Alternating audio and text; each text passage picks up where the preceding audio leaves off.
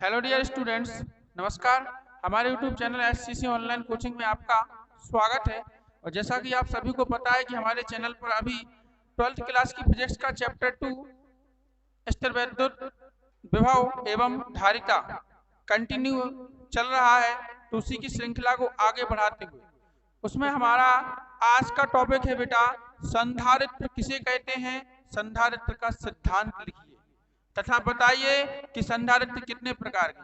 ये भाषा वाला क्वेश्चन है, ठीक है, लेकिन काफी इंपोर्टेंट है। इसलिए इंपोर्टेंट है कि यदि आपने संधारित्र को नहीं समझा तो आगे आने वाले आपको कोई भी व्यंजक समझ में नहीं आएगी। क्यों? हमने क्या बोला अभी तक, ठीक है। यदि आपने अभी ये टॉपिक को नहीं समझा तो आगे आने वाला आपका कोई भी टॉपिक आपको समझ में नहीं आएगा। इसलिए आप इसे जरूर देखें, ध्यान से सुनें। देखिए, संधारित्र है क्या? संधारित्र एक ऐसी मशीन है, ऐसी युक्ति है, समझ रहे?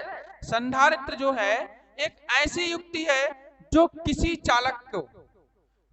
चालक के आकार या आयतन में परिवर्तन किए बिना ही उसकी धारिता यानी कैपेसिटी को क्या कर देती है, बढ़ा देती है। समझ रहे हैं ना? मतलब एक ऐसी युक्ति, एक ऐसी मशीन भी कह सकते हो, एक ऐसा यंत्र भी कह सकते हो, एक ऐसा उपकरण भी कह सकते हो, जो आपको कहना हो वो कह सकते हो, ठीक है ना। कि एक ऐसी युक्ति है जो किसी चालक के आकार या आयतन में बिना परिवर्तन किए, कोई चेंजेस नहीं, ना उसका आकार बढ़ेगा ना उसका आयतन बढ़ेगा ना घटेगा, तो आकार व आयतन में बिना परिवर्तन किए उसकी धारिता को क्या कर देता है, बढ़ा देता है। उसे हम क्या कहते हैं, संधारित्र कहते हैं। क्लियर? क्यों? समझ में आई संधारित्र की परिभाषा?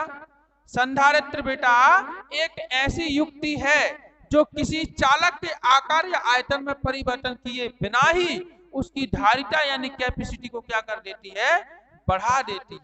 क्या कहलाती है? संधारित्र कहलाती है। ठीक, जैसे ये क्या लगा, ये वाला, ये पंखा, फैन है ना, इसमें एक कैपेसिटर लगा है। क्या लगा है? कैपेसिटर, जिसे हम क्या बोलते हैं, संधारित्र। और तुम क्या बोलते हो? कंडेंसर। तुम क्या बोलते हो? कंडेंसर। तुम्हें पता है कि नया कंडेंसर लगा दो तो पंखा छू हो जाता है, भागता है कि नहीं भागता है? जबकि ना तुमने पंखा की मोटर को लंबो चौड़ो करो, ना पंखा की मोटर को छोटो करो, कुछ किया है आपने पंखे में? कुछ नहीं किया, नहीं किया ना। अकेले क्या कर दिया, वहां से कंडेंसर लाए और कनेक्शन कर दिया और पंखा को चलाया तो छू 1 मिनट में सीधे 400-500 राउंड और खूब तेज हवा देता है। समझ रहा ना? तो क्या बढ़ गई, उसकी कैपेसिटी बढ़ गई, धारिता बढ़ गई कि नहीं बढ़ गई? इससे क्या होता है कि विभव का मान कम हो जाता है और धारिता का मान क्या हो जाता है, बढ़ जाता है। ठीक है, इसी को तो हम संधारित्र कहते हैं। तो एक बार फिर से परिभाषा सुने। संधारित्र क्या है बेटा? संधारित्र एक ऐसी युक्ति है जो किसी चालक के आकार या आयतन में बिना परिवर्तन किए ही उसकी धारिता को क्या कर देती है, बढ़ा देती है। संधारित्र कहलाता है।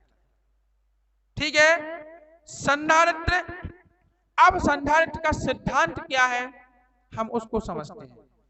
ठीक है, संधारित्र का सिद्धांत क्या है, हम उसको समझते हैं। संधारित्र में बेटा हमेशा 2 प्लेटें होती हैं। संधारित्र में कितनी प्लेटें होती हैं? 2। और काय की होती हैं? वो भी धातु की। ठीक है, चालक प्लेटें होती हैं। तो देखिए, संधारित्र में 2 प्लेटें होती हैं। एक प्लेट ये हो गई और एक प्लेट आपकी ये हो गई। ठीक है, और इसको हमने क्या नाम दे दिया? इसको दे दिया प्लेट ए और इसको क्या दे दिया, प्लेट बी। ये संधारित्र की आपकी ऐसी 2 प्लेटें होती हैं। क्लियर है? अब हम क्या करते हैं, इसमें सिद्धांत समझा रहे हैं हम कि समान मतलब प्लेट में, संधारित्र में 2 प्लेटें होती हैं। अब हम क्या करते हैं कि इसमें जो पहली प्लेट है, पहली प्लेट को हम प्लस क्यू आवेश देते हैं। पहली प्लेट को क्या देते हैं? प्लस क्यू आवेश देते हैं। तो देखिए, ये पहली प्लेट है और इसको क्या दे दिया हमने, प्लस क्यू आवेश दे दिया। क्या दे दिया? प्लस क्यू आवेश। अब हमने इसको प्लस क्यू आवेश दिया तो प्लस क्यू आवेश से क्या हो जाएगी? ये प्लेट आवेशित हो जाएगी। कौन सी हो जाएगी? पहली प्लेट आवेशित हो गई। अब इसमें क्या होता है कि स्थिर वैद्युत प्रेरण की क्रिया होती है, जो हमने कल ही समझाई थी ना। स्थिर वैद्युत प्रेरण की क्रिया क्या कहलाती है? कि अगर कोई आवेशित चालक है ना, और उसके समीप तुम अनावेशित चालक लाके रख दो, तो होगा क्या कि अनावेशित चालक जो उसके संपर्क में रखा तो उसके मतलब पास वाले सिरे पर विजातीय आवेश तथा दूर वाले सिरे पर सजातीय आवेश क्या हो जाता है? प्रेरित हो जाता है, और वो विद्युत के गुणों का प्रदर्शन करने लगता है। ठीक है ना? तो इसी को हम क्या कहते हैं? स्थिर वैद्युत प्रेरण कहते हैं। तो बिल्कुल सेम यहाँ पे होता है कि आपने संधारित्र की पहली प्लेट को प्लस क्यू आवेश दिया तो पहली प्लेट प्लस क्यू आवेश से आवेशित हो गई। तो प्लेट जो दूसरी है, दूसरी प्लेट कौन सी है हमारे पास? बी। तो जो दूसरी प्लेट है उसके आंतरिक तल पर क्या हो जाएगा? ऋणावेश उत्पन्न हो जाएगा। आंतरिक तल पर कौन सा आवेश हो जाएगा? ऋणावेश उत्पन्न हो जाएगा। तथा बाहरी तल पर, बाहरी तल कौन सा? ये वाला, ये बाहर वाला, बाहरी तल पर क्या प्रेरित हो जाएगा? धनावेश प्रेरित हो जाएगा। ठीक है ना? बाहरी प्लेट पे क्या हो गया? धनावेश प्रेरित हो गया। तो देखिए प्लेट जो बी है उसको धनावेश और ऋणावेश दोनों मिल गया कि नहीं मिल गया? अब तो हो गई वो चालक, अब कोई दिक्कत तो नहीं है। ठीक है ना? तो इसमें ये होता है, क्या होता है? जब पहली प्लेट को प्लस क्यू आवेश दिया जाता है तो स्थिर वैद्युत प्रेरण की क्रिया द्वारा प्लेट बी के आंतरिक तल पर ऋणावेश तथा बाहरी तल पर धनावेश प्रेरित हो जाता है। इतनी चीजें समझ में आई? अब अगले स्टेप में होता क्या है? ठीक है ना? क्योंकि देखो प्लस होगा डबल डबल और माइनस होगा सिंगल। हो गया कि नहीं? देखो इस प्लेट पे प्लस, यहाँ पे भी प्लस, माइनस तो केवल एक ही जगह है। तो ऐसा होता? ऐसे में तो हो नहीं सकता, काम ही नहीं बनेगा। एक काम और करते हैं। क्या करते हैं? हम दूसरे स्टेप में, ये स्थिति एक है हमारी, क्या है ये?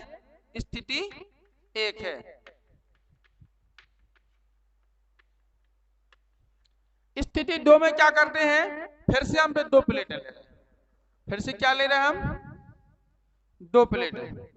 ये ले ली हमने ए और ये क्या ले ली बेटा? बी। ठीक है, इसको हमने क्या किया?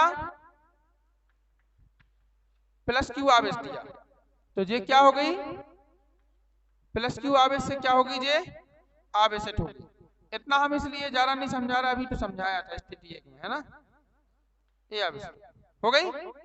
अब यहाँ पे फिर क्या होता है? धनावेश प्रेरित हो जाता है। देखो इसमें होगा ना धनावेश प्रेरित होगा, तो क्या करते हैं? इस धनावेश के लिए जो प्लेट बी है, प्लेट बी का संबंध कैसे कर देते हैं हम?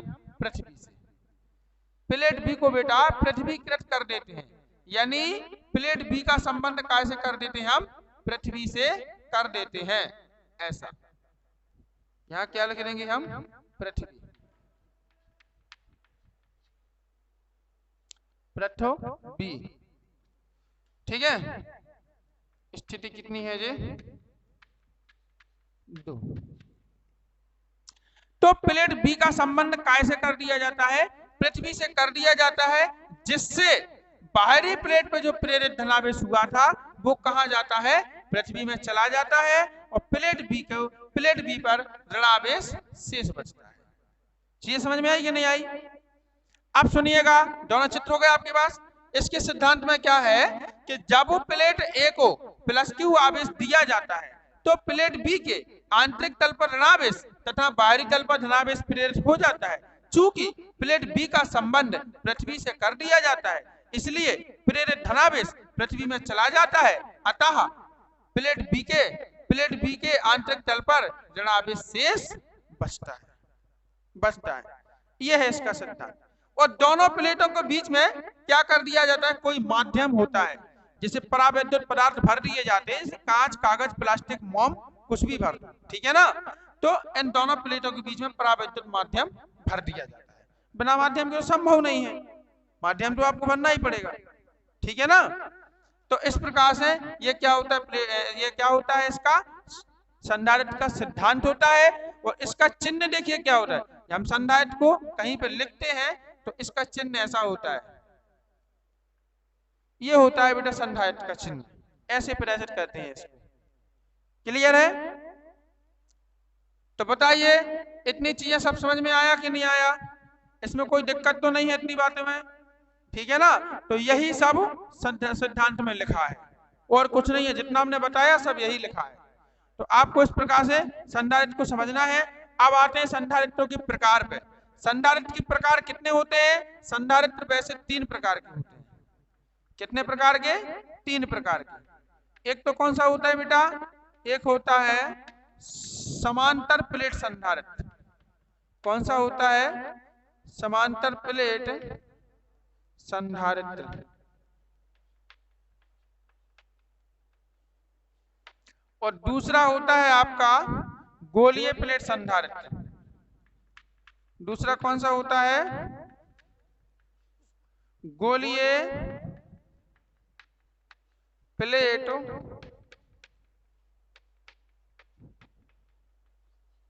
संधारित्र। और तीसरा कौन सा होता है?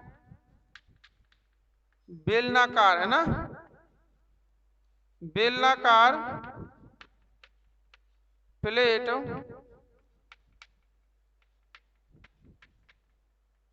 संधारित्र। ये 3 प्रकार के संधारित्र होते हैं। तीनों प्रकार के संधारित्रों को अगले लेक्चर से हम बारी बारी से पढ़ेंगे, ठीक है? इस प्रकार आज का ये हमारा जो छोटा सा कॉन्सेप्ट था भाषा वाला, जो इम्पोर्टेंट था आगे के क्वेश्चनों के लिए, ये हमारा कंप्लीट हुआ। यदि आपको हमारा वीडियो पसंद आया हो तो वीडियो को लाइक करें, शेयर करें और हमें कमेंट जरूर करें, ठीक है? और हाँ, हमारे चैनल को सब्सक्राइब करें, बेल आइकन प्रेस करें ताकि आगे आने वाले सभी वीडियो की नोटिफिकेशन आपको मिलते रहें, ठीक है? और वीडियो को अधिक से अधिक शेयर करें, अधिक से अधिक सब्सक्राइब करवाएं ताकि सभी बच्चों को हमारी मेहनत का लाभ मिल सके। जय हिंद, वंदे मातरम।